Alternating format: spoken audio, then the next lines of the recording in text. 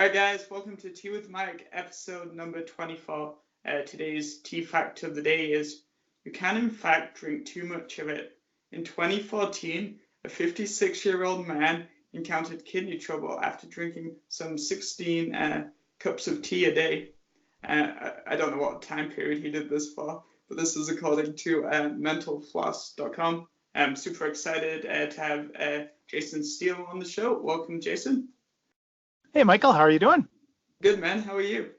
Good. Thanks for having me on the show. It really, it's fun, and I get to have tea with you. I don't think we've actually sat down and had a conversation in a while, so this is great. No, it's perfect. Yeah.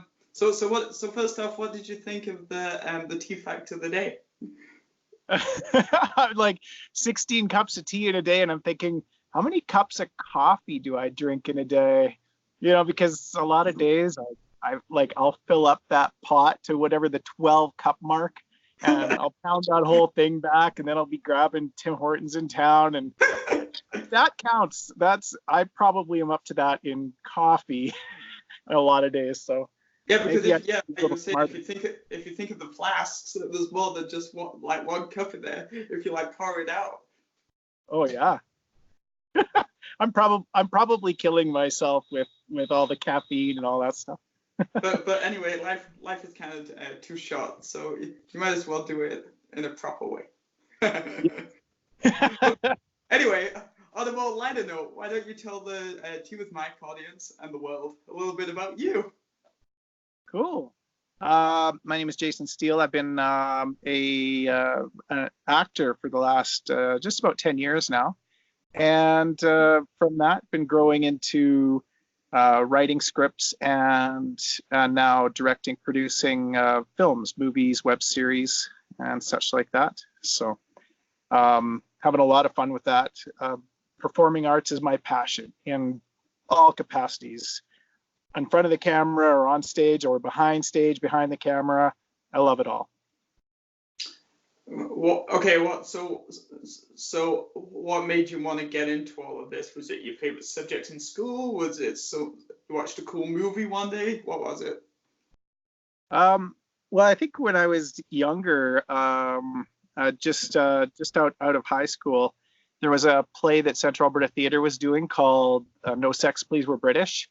And I saw the ad in the newspaper, and all I saw was sex in the title, and I thought, this could be good. There was no sex in it, obviously. I should have really read the rest of the title, but I had a couple of things happen on stage. Like I felt really natural on stage, and I noticed other people were really nervous, and I was excited to get up on stage. It felt really great. And there was one time when I was on stage and something went wrong. We were burning something in a garbage can on the stage, and then just supposed to put it out with a vase of flowers, but we didn't have enough water in the vase, so it actually kept smoking. And we were on stage in the Black Knight Inn for a dinner theater, so it was not an ideal place for there to be smoke billowing up. So I remember just in the middle of the scene, turning to the lady who was playing my wife and saying, "Oh, you've made a right mess of things now, haven't you?" And I jumped off the stage, grabbed a jug of water off a guest's table, and doused the smoldering basket. And the audience erupted. They were laughing, they were cheering, there were people standing up and hooting and hollering. And it was like, that was the coolest thing, just coming up with this thing on the fly. So and you were lucky that you were at a dinner theater in a hotel to be able to do that. Yes, if I didn't have, then it would have been, "Oh, you've made a right mess of things now," and wandering around till I found a fire extinguisher or something. Bizarre. So that was the first time you acted ever? Yeah. I remember when I was really in grade school. I think I had a drama class where I was asked to do a monologue, and I ended up doing the dead parrot sketch with playing both characters. And so that was the earliest that I can remember acting, was doing that, and loving doing two characters, because everyone else nervously did one little monologue, and here I was doing, just the back and forth of, oh, he's dead. He's oh, he's dead. He's just pining. Pining? What's that? He's pining for the fjords. Just going back and forth. Yeah, and it was like, that's cool. Nice. So kind of what do you like just more generally like about the performing arts and theater and that creative like industry, like in terms of like, do you get an adrenaline kick from it? Is it like you like to work under pressure? well, under pressure, that works well for me. But I used to get an adrenaline rush from it. I don't get as much of an adrenaline rush anymore from the like actually having people see me on stage and stuff doesn't get me like, oh my gosh, people like me. People really want that like praise of like, oh, did you like my performance? I can't remember the last time I actually asked somebody, did you like my performance, or did I do good? If people say one way or another, that's great, but I usually think of it internally and think, did I feel like I did well or not? And some performances I feel like, yep, I performed as close to my peak as I could. And other times I feel like, man, I could have brought more to the table in that. Mm-hmm. And even when I'm feeling like, oh, I could have brought more to the table, some people are, tell me, oh, you did great. And other times I might feel like I really pushed the envelope, and people might say, no, maybe not.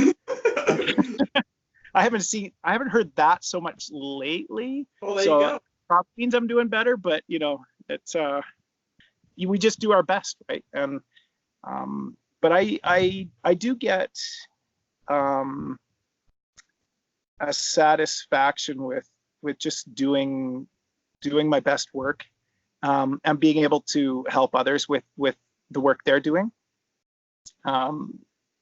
which is kind of when I'm doing when I did this last web series that I did. It feels good to that I've got these performers, I've got these crew, and now as we go through, I can begin to share my appreciation for them and maybe help them in the next stage of their careers, maybe get their next role, or in a lot of cases I'll probably be bringing them back for future roles and things, and that's really cool. So do you want to talk a little bit more in depth about the free web series this is your kind of like latest project, hey? Yeah, sure. I started watching it like a little bit here and there, and earlier today, and man, oh, this is scary. Oh, what's happening next? Yeah, it's pretty intense, and which is surprising, considering that like up until the episode that I posted, well, as we're recording this, I just posted episode 4 today, but through the first 3 episodes, we were staying in the apartment of the lead character and her roommate, and so it's like it shouldn't be that most of the time when you're stuck in like an apartment in a living room, you get really static, boring kind of stuff going on, and I feel like I think I took that to the next level, and we had some fun with that. I might be wrong, but some people might think, oh, we were stuck in an apartment, but I think that we've got some really cool performances, and I think that because we improvised a lot of pretty much all the performances are improvised. Wow. It was more natural, right? It like maybe I will ask your opinion on that. Do you feel like the performances, did you feel like they're mostly natural, or did it feel like there was, if you compared it to something where you've seen that had a script, obvious? No, I thought it was like supernatural. To get a little bit like this, it's just like people like having a conversation. It definitely doesn't feel like Joe Blogs. Hello, Sally. Hello, Joe. Yeah, because I've been looking at a lot of web series, and that is very common. Okay. It's like, and there are several of them where it's somebody said, okay, we're going to make a web series because we think this is a good idea.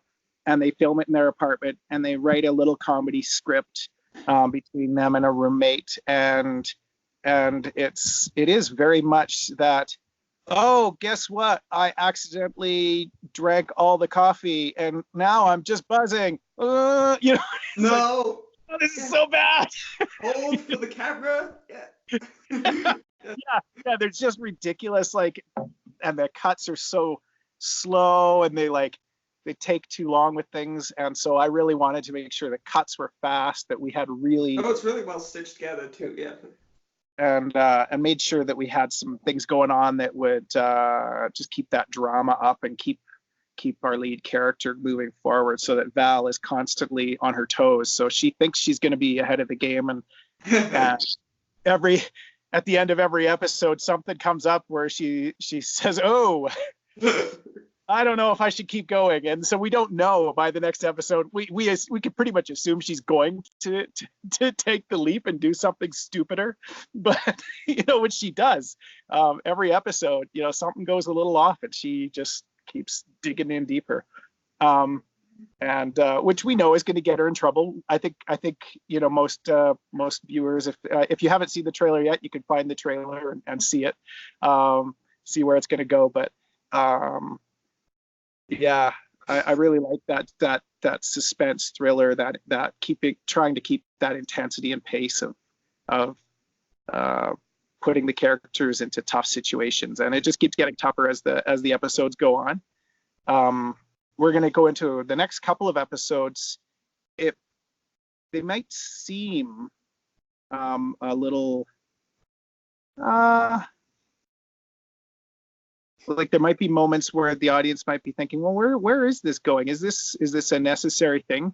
But it's you're going to see how important the new characters that are introduced in the next couple of episodes are. Like it's really gonna take us to a whole new level. So it's just really cool. We've got Kirsten Merriman who's going to join in episode 5 here, so which is going to be cool. Yeah. So how long did it take you to stitch it all together? So basically did you start with kind of like a rough outline, and then you tried to find people that you thought fitted the really rough outline, and then their personalities and their character off each other, helping mold what it is? That's actually kind of pretty close to what we did. Yeah, it was this. I move at a ridiculous pace. When I decide to do something, I look at what's the soonest that I can make this happen and just go. I don't like waiting. I don't like taking time to really overthink things and stuff. And I mean, if I needed to have a big budget, then yeah, I would take the time to really, build interest in the project and find people to be able to finance the project, whether through crowdfunding or financing through investors or something like that. But if the project can be done fast and cheap, and I don't need other investment sources and things, why not just go for it? If I've got the tools, just start, and not get too bogged down in the details, because my brain moves fast enough that I don't think I can build a story pretty fast. I can build the concept of the characters pretty fast, and create a good arc, at least in my opinion. That might be subject to opinion for sure, but so and I've got enough of a network now from over the years that I can really put something together pretty quick.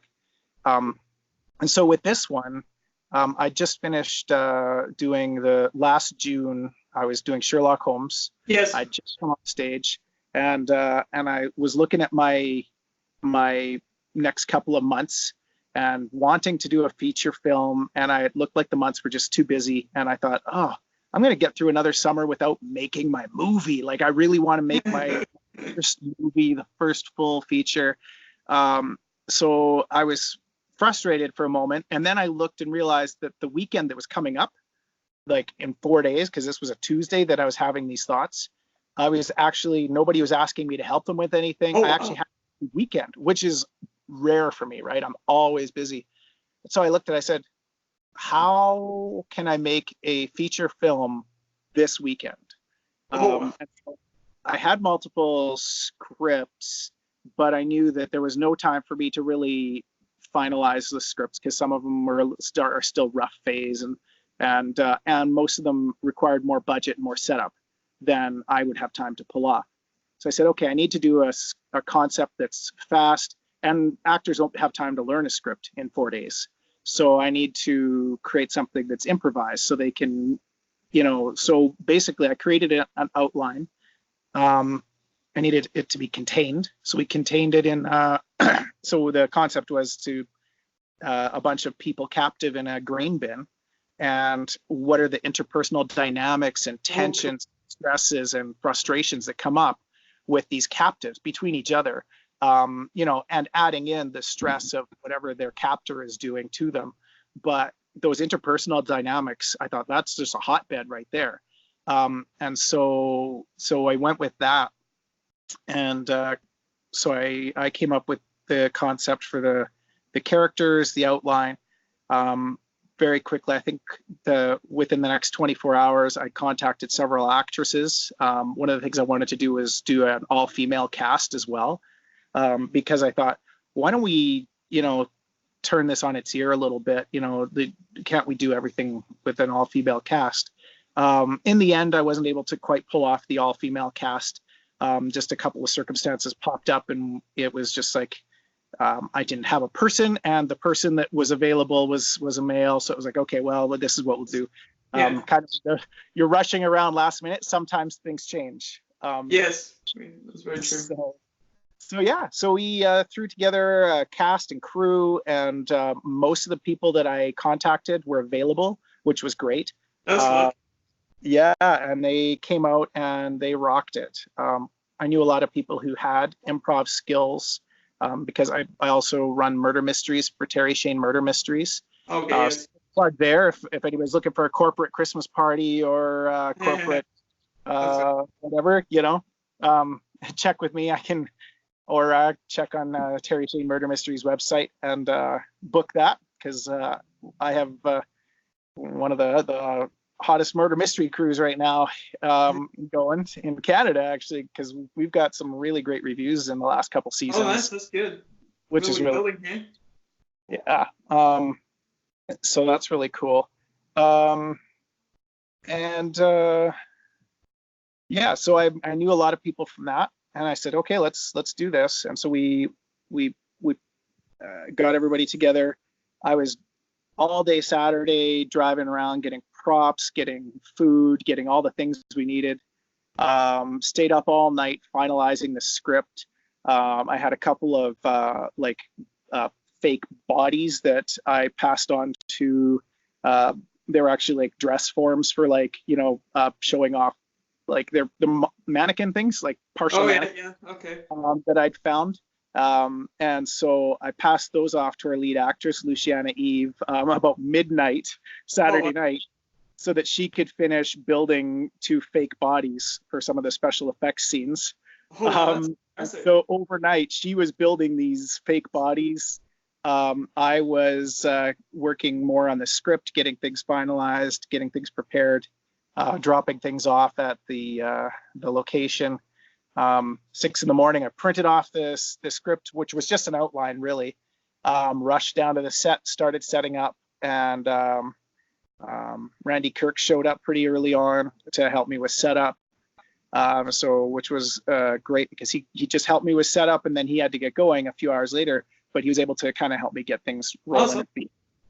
And then we had the rest of the cast and crew filtered in, and we just started rocking it, and had a few hiccups, had a lot of changes to plans, because when you're last minute, I had things like I had three different options for cranes or ways to get a rope to come up and down in and out of the bin for the scenes, and they just kept every option just kept falling apart. I had somebody offered a picker truck Then Oh, they pull out because the truck wasn't available. Last minute, we thought about actually using a grain auger, but then I think there was a reason why that wasn't a good idea. Ended up Ranjit Malakati, he brought one of his sign, one of the trucks that they use to put up signs and stuff okay. from his shop. And so we rigged things up on that in order to be able to do some of these scenes that we needed. We didn't lift anybody all the way up and down or anything like that. It was just enough to get out of the camera range and just move the camera, do some special little tweaks here and there so that we didn't risk anybody. But it was it worked out. But it was like we just, there was all these little details. I didn't have enough cameras for my initial plan, and so we had to change the camera plan. I was going to have four cameras set up on each wall of the bin to be kind of like security cameras, and then Nice. just let them roll, do all the scenes that way, and then just edit from that. And that was going to be what I wanted, kind of as a found footage concept. And then I couldn't get 2 cameras that I needed, and so I only had 2 on the day, and one of those was a black magic camera, which really needs a lot of light. If you don't have a lot of light, it's not as effective. If you've got good light, it's a nice camera, but without that, and I wanted it, I didn't want to overlight it because I wanted it to be dingy and kind of messy in there. So, and we didn't really have a way to put lights in at that point. So we said, let's just do handheld. So it became a very different shoot on the day, which was just exciting, right? And it's just the troubleshooting, brainstorming, making it happen. And I think it worked out better because we got some really cool angles. We got some really dynamic, like it's really dynamic. Once we get into the bin, there's a lot of action, a lot of movement, a lot of things happening, and some really intense scenes. I know in the test screenings, one of my favorite things, there's one scene which I just loved watching the audience in each test screening, because I did 3 different test screenings. And in every screening, this one scene came up and the entire audience goes, oh, go, oh, and just leave them squirming for about 30 seconds straight of like, nice. What? Because it's so like, there's just this kind of gruesome sort of a scene, but we don't see a lot of the gruesomeness. It's what we hear and everything, and it worked really well. And it's that's one of my most fun things with this, is just watching people react to that scene is just solid gold. So everything else is suspense thriller. When we get to that point, it sort of touches into the horror genre of like what is happening, and it's but as intense as it is, everybody said, like, really good, really effective. So I'm excited for us to get there and get some responses from from audiences who are watching it just by themselves and not with like other people in a room and stuff. Sure. So what's the plan with it, like moving forward? If it, like, hopefully it picks up some steam, because it's really good and it's improvised and it's clever. So how do you envision it maybe after these like 10 episodes, right? Yeah. So I have kind of a complicated strategy in my head, and it's constantly adjusting. Today, in fact, I was building a new web site that what I would like to be able to do with it is create.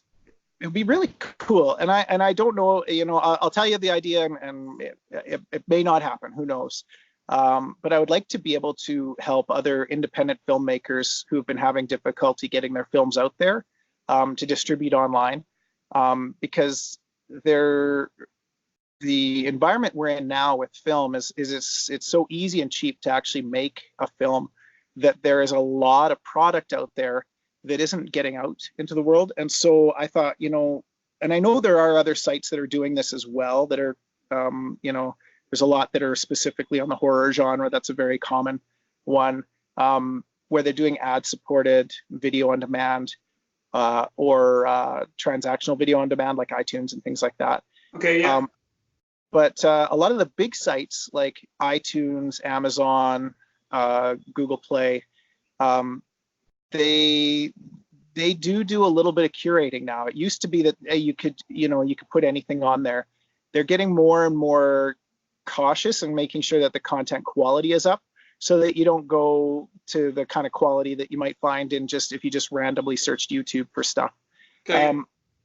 Which means that a lot of these creators are not able to get their work out there. And so I'd like to see more independent work. And I know some of it may be a little rough, but if you're an independent creator and you're trying to get your work out there, it's hard to. So yeah, on no budget. And yeah. So what I'm working on is a kind of a Netflix style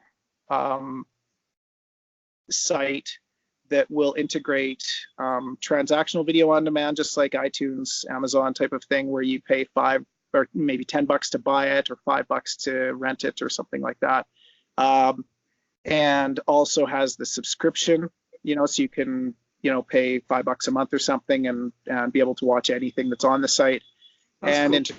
advertising as well. So people that aren't paying for a subscription, they can watch short films or web series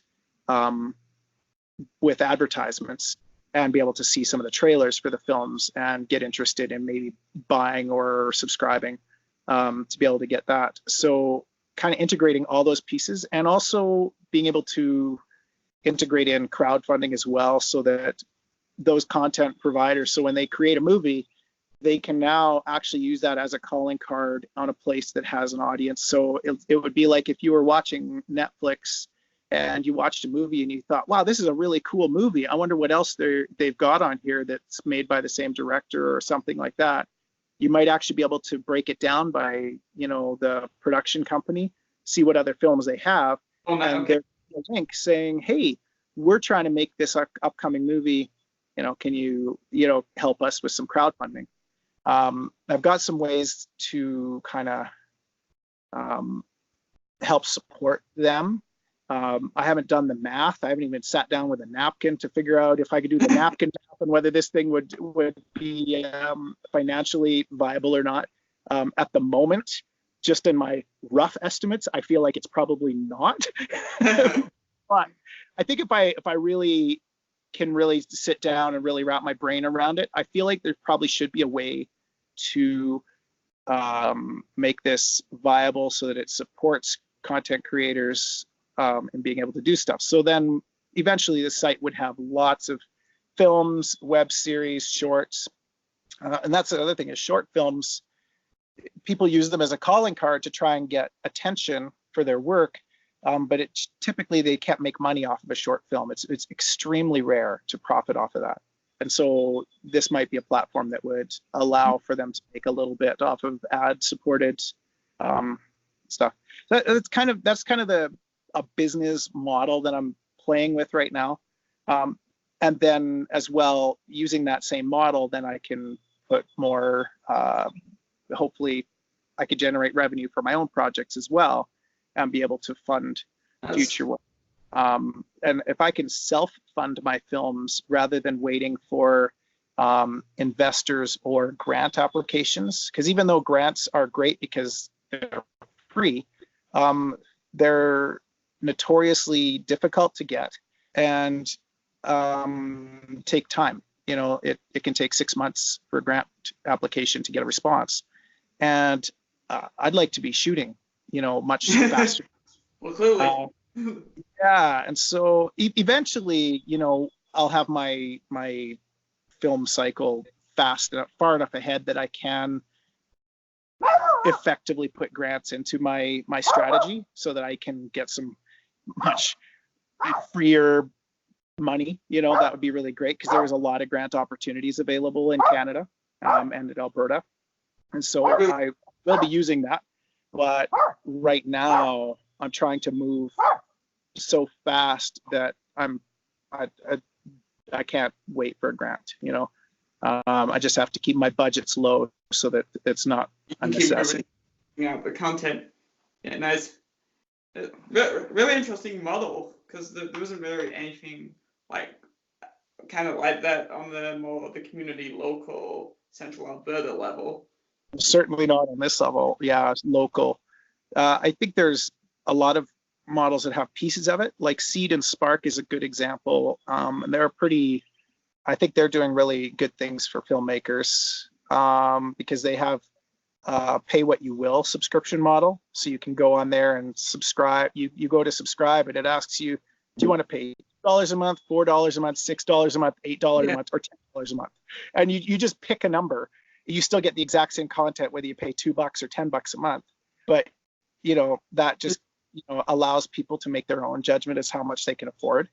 And from what I hear, they pay out really well to people.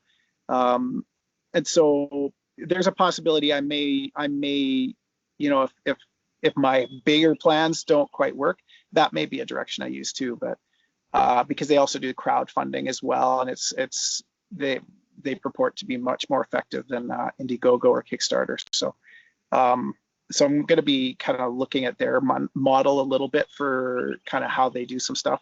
But I've got a few things that aren't really being done that are still in my, how I want to do things, that would really support content creators, because I'd like to see filmmakers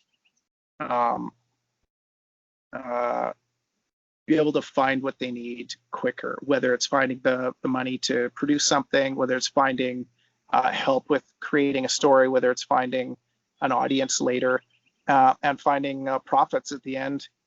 I don't know how much money this thing will provide, especially in the beginning. It's not going to provide anything. Like, I'm basically going to people that I know and say, hey, you got a movie, right?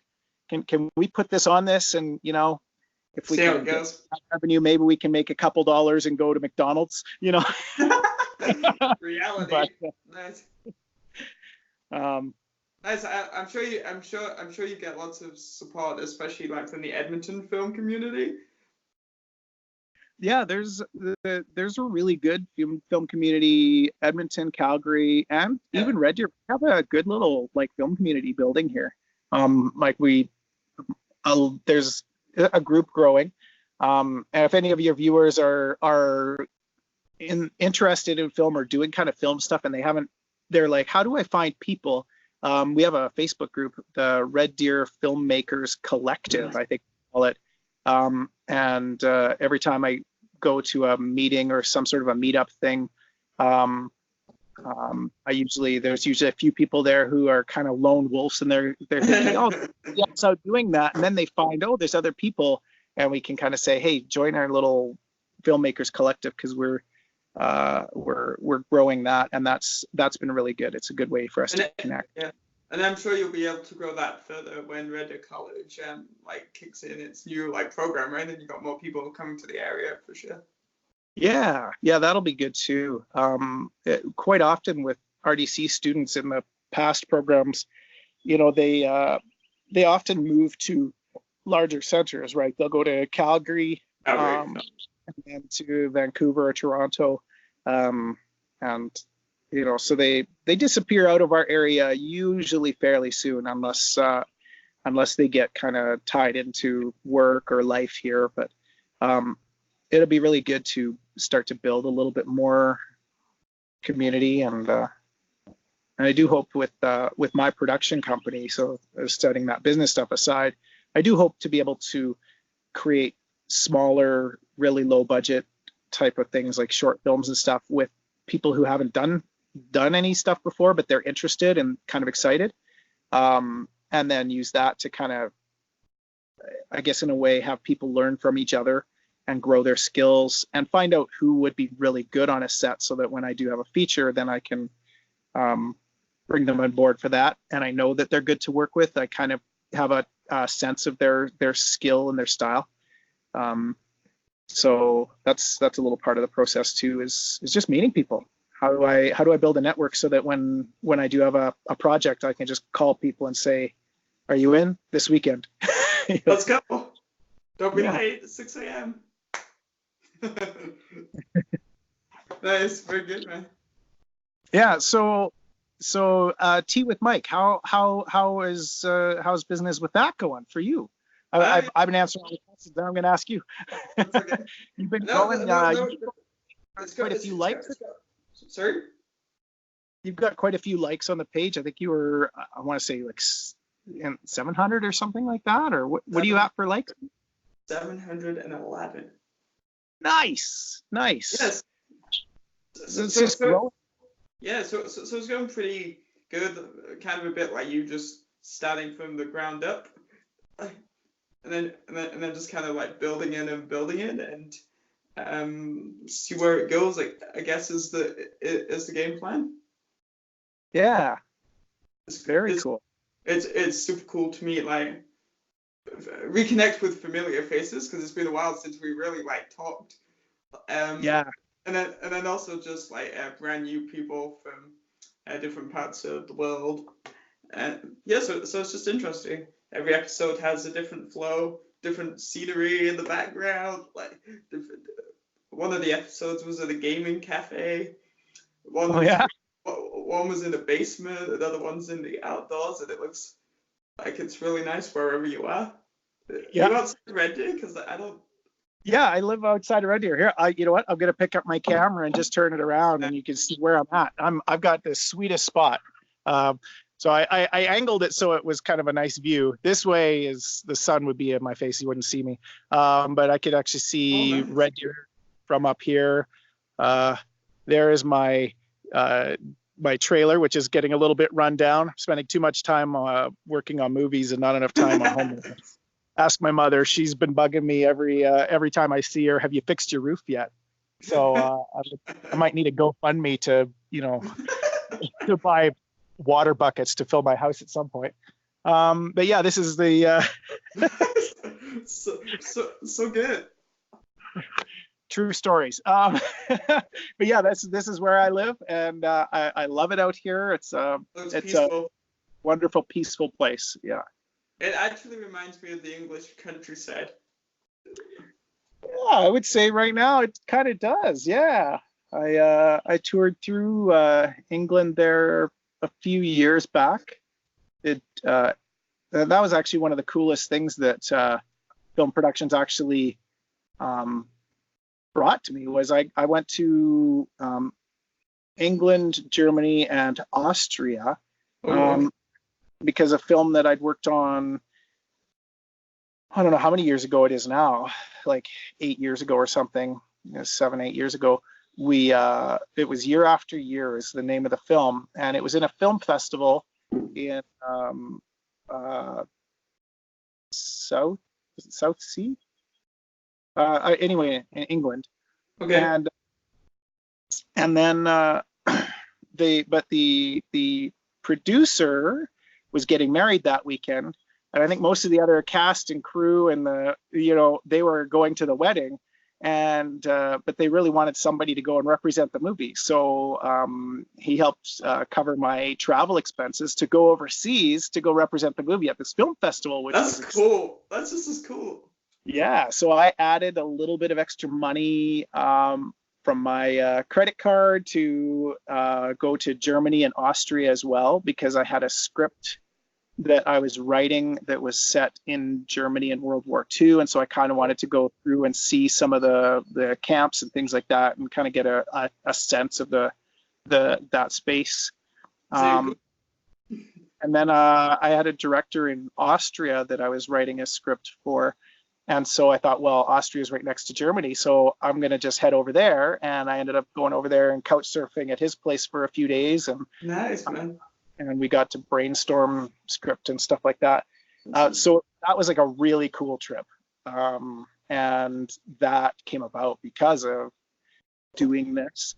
I mean, that's a pretty rare thing at this independent production level. Most of the time, you do movies, and I've done several. I don't know how many I've done now. Independent films, features, and shorts, where typically, you say, hey, they say, you can get 2% of whatever the profit this thing makes, and it never makes any money. They never sell. Or if they sell, it's so little money that it doesn't cover their costs, so there's no profit to share. And I've come to learn this, that and I knew that every one of them was, I just really enjoyed being on set for a month or for a week or whatever the thing each was. But yeah, I've come to learn that if there isn't money up front, don't expect money afterwards either. Yeah, that's one of the mottos in this business is if money's important, get the money up front, because it's probably never coming later. But I hope that with my productions, I'd like to pay people as well. That's another thing, and I'm sure all producers want that as well. But yeah, that's something that I really want to try and work into my production model as well. So keeping really fast shoots so that we can wrap it up within a few days, like do a feature film in a few days instead of a month or a few weeks. So that way, even if I'm paying everybody, $100 or $150 a day or $200 a day or whatever it is for that shoot, that it doesn't, that the budget isn't ridiculous, that if we can keep the budget, low, then that's great. Then I don't have to crowdfund as much, and maybe it's possible to do it, right? Yeah. So, and at those budget levels too, there's more of a chance that I can potentially self-market it and cover it and make a profit.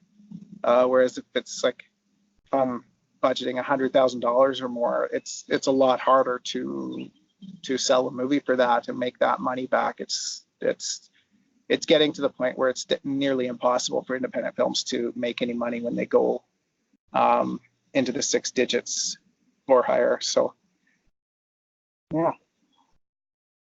Nice. And then Yeah. still. Oh, that's I can't believe this never happened. What tea were you drinking? You didn't ask me about my tea. Oh, I didn't. No. But we'll reverse it. So what's funny is my favorite tea is licorice. I love licorice tea. But I'm out of licorice tea because apparently it's my favorite and I've drank it all. So today I'm actually drinking a chocolatey mint tea. Ooh. President's Choice chocolatey mint. This one's kind of a little weak though. I don't know. It's not as. You didn't leave the tea bag long enough? The tea bag's been in there the whole time and it's still weak. I don't know what's going on. But I like licorice tea. That's my fave. Mm-hmm. And I'm sure you've answered this a dozen times now, having done so many episodes of your show. What's your favorite tea?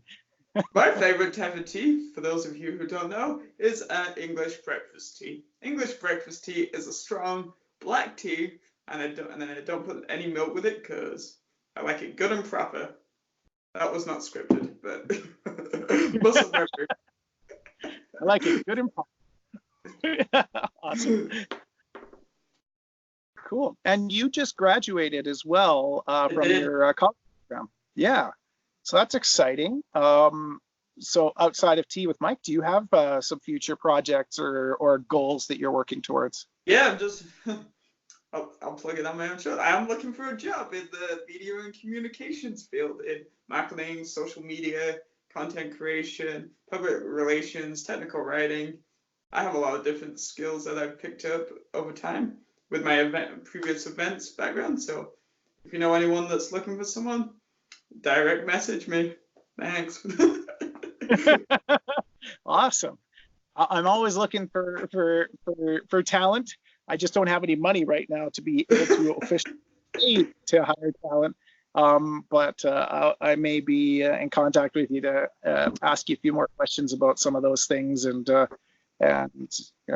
you could get in on the early stages of a terribly small, high risk. I've heard that before. Only earlier today, someone asked me if I wanted to get into the telecommunication and phone market in Central Alberta, and I was like, no, thank you. You don't want to sell cell phones? Is that what what that was going to be, or something along those lines, probably. Yeah, I'll pass. Yeah. Yeah, you want into more of the marketing and the events and getting yeah. I get it. Yes, I'm just applying for lots of jobs in like Edmonton right now, so just trying to be patient, because it's a tough economy too. So yeah, it's a bit of a challenge, I think, right now with the economy being kind of in a weird state. So we'll see how that all shakes out. And as our economy in Alberta goes, it's boom bust, boom bust. So I imagine we're going to be warming up. I think our economy is starting to warm up a little bit again, but yeah, we'll see. When it's booming, yeah. Nice. This feels as I've run out of tea, you've run out of tea. This feels like a really natural spot to end the episode. That sounds great. Yeah, last sip of tea. There you go. Jason's finished tea. Jason was great. This episode was booming. It wasn't burst. Please leave comments below, and we'll see you on the next episode of Tea with Mike very soon. Thanks, Jason. Thank you. Oh, I should plug my website too. The freewebseries.com. The freewebseries.com. That's where things are popping for my website now, and most of my stuff is on Facebook under the free web series there as well. But I'm starting to get the website up and running. So yeah, come check that out to see the yeah. Thank you very much, Mike. Yeah, no problem. Have a good night, man. Thanks for watching, everyone.